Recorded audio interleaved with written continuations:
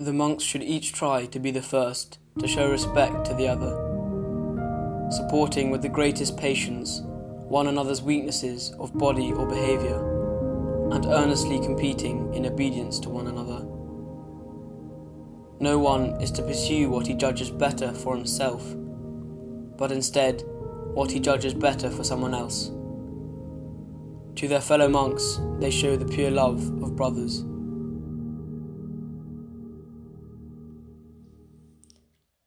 A reading from the book of Galatians. You, my brothers and sisters, are called to be free. But do not use your freedom to indulge in the flesh. Rather, serve one another humbly in love. For the entire law is fulfilled in keeping this one command: love your neighbour as yourself. The word of the Lord. I'm delighted today to be joined by Austen Ivereigh, who's an old boy of the school.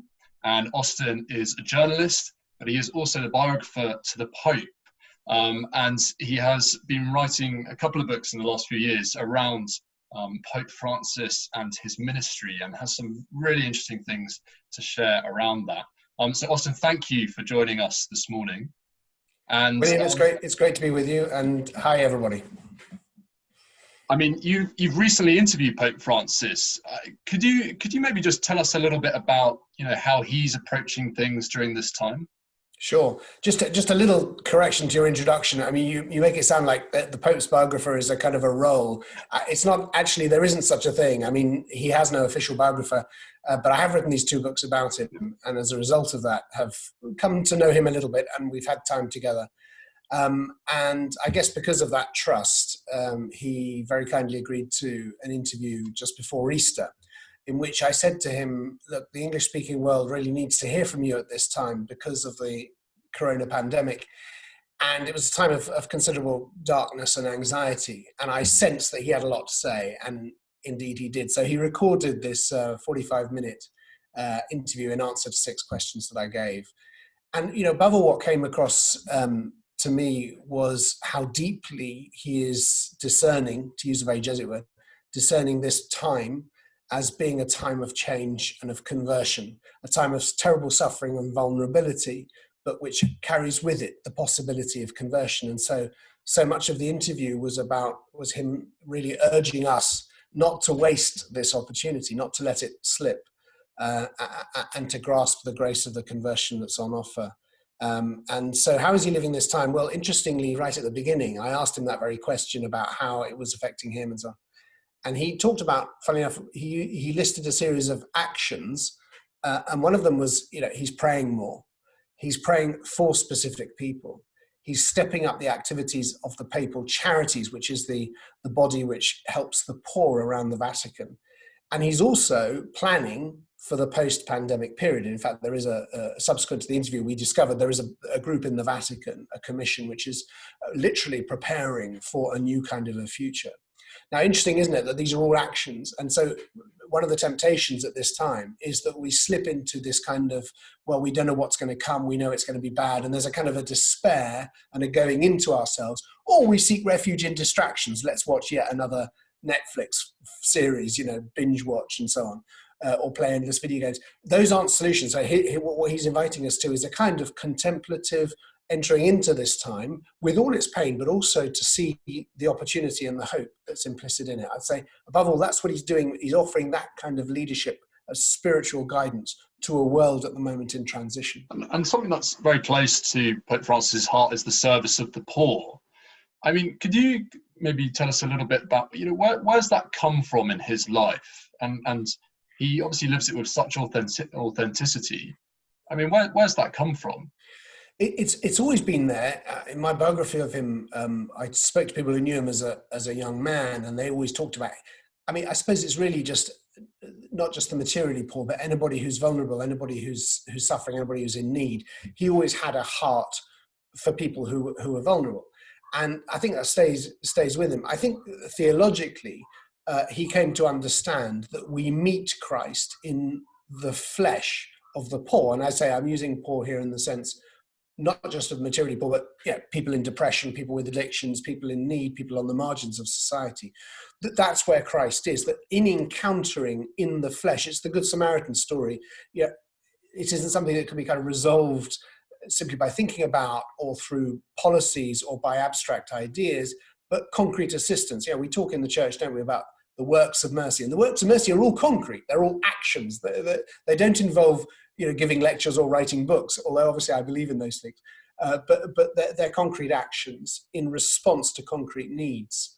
And that is the way God is with us. That is the story of the incarnation, is God looking down, seeing our suffering, and not giving us a new rule book, but entering into our lives, as one of us and walking with us and so on. And it's that, there's a wonderful definition of mercy that I once read from a theologian, which is, mercy is the willingness to enter into the chaos of another. It's a great expression. It's like when we get close to somebody in need, if they're poor, they've got addictions, they've got whatever, they're usually difficult kind of people. There's a chaos around them that frightens us. But in entering into that chaos, we then, if you like, emulate God's action. And that action of mercy brings, therefore, alive Christ to us at that time. That's what he's always understood, that the action of God is what the theologians call in Greek the synktakabasis, the coming down to coming close. Coming down to come close in a very concrete way is the divine action which we're called to emulate as disciples of Christ, as followers of as believers. And in emulating that, we make Christ present in our world. We literally change our world by doing that. That's very, very deep in him. And he has a kind of horror of, and this is true of the church, it's true of institutions, it's true of any of us, of that kind of thinking or action which is all about putting distance, which is abstract and cold and rationalistic. He has a kind of horror of that. He thinks that's the danger, in fact, in many ways, of intellectuals, because actually there's this human concrete response that is much more about what God is doing. Many of us might have more time than usual at the moment to enter into contemplation, which, as you say, will hopefully lead to some form of action. How would you advise, our students are all over the world at the moment in different situations? I mean, do you have any simple tips for how one can enter into contemplation during this time? Well, the Pope, in this interview he gave me, says at one point, we've produced too much and we've consumed too much. We all do this. I do, you do it, we all do. We're all caught up in our society's what I might call hamster wheel kind of existence, which is all about producing more, consuming more, doing more, and we become ultimately alienated from our true selves through that. And of course, this time of lockdown is, and he says in the interview, this is a time to reconnect with nature above all, to reconnect with our environment. Now, environment not just in terms of green fields and trees, but the world around us that we perhaps before didn't see. And he mentions in the interview the way we tend to screen out the poor, the homeless, the marginalized, and so on. This is a time, he says, to see the poor.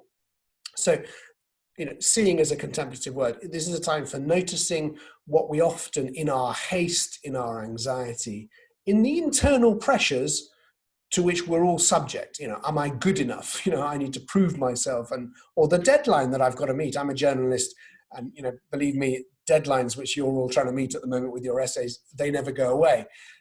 We're all under these pressures, and I suppose if we allow those pressures, and those pressures are perfectly good, there's nothing wrong with stress, but when they overwhelm us and they distract us from who we are, then that's a danger sign. So this period of lockdown, the Pope suggests, is a time in which we can reconnect with the world around us.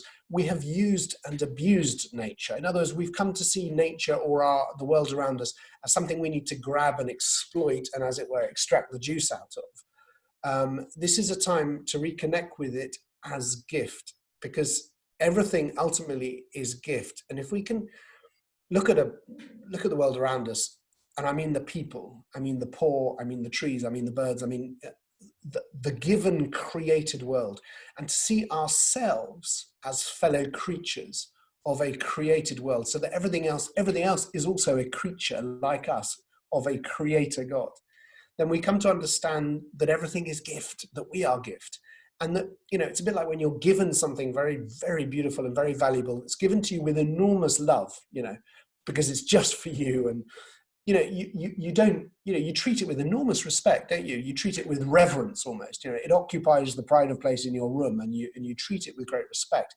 You would be horrified if anybody ever did anything with it or break. That's really the kind of mindset and the attitude to which Francis is calling us, to say, and Laudato Si, his fantastic encyclical on the environment and on ecology, which I hope you all get to read. It's an extraordinary document. Laudato Si is all about that. It's all about this coming to have a more contemplative mentality, so that we learn to love and respect and cherish nature rather than use and abuse it. And in doing so, we will treat ourselves differently and treat other people as well differently. Well, thank you so much, Austen. I mean, there's many thoughts for us to ponder there. And I just want to say thank you for your time this morning and for all that you've shared. It's been great to be with you, Will, and all of you guys around the world in your different places. I just want to say good luck, and school will resume. We will get through this, and maybe we'll all be better for it. And I hope really that you use this time. It's been great to be with you. Thank you. Thank you, Austen.